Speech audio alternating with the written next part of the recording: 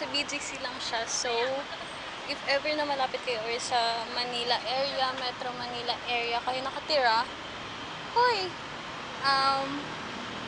pwede nyo siyang puntahan, lalo na kung hindi nyo afford na pumunta sa mga province here sa Urban PH, sa BGC.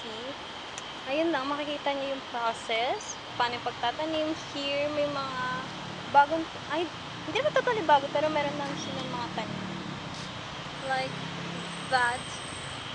Which is, this is kind of spacious and also, pwede kang bumili. Ikaw miss, if may bet ka na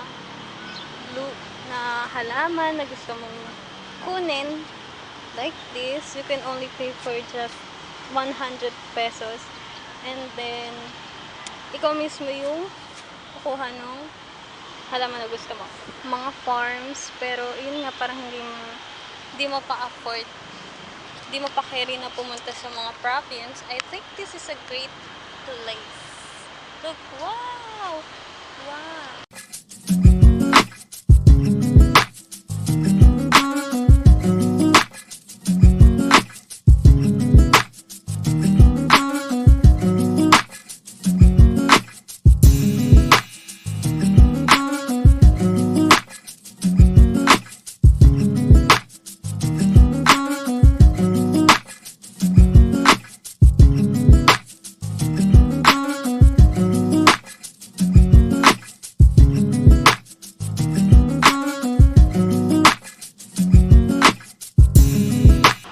Highly recommended naman siya since ang ano ka, kalmado lang.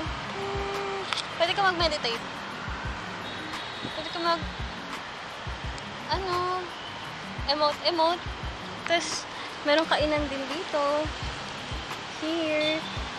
Ay, may butterfly! Lang siya. You just, kung mag-video ka, mag-email ka lang sa page nila, sa email nila, before coming here, para may alam nila na aware sila kung ano yung purpose mo sa pagpunta, ganun.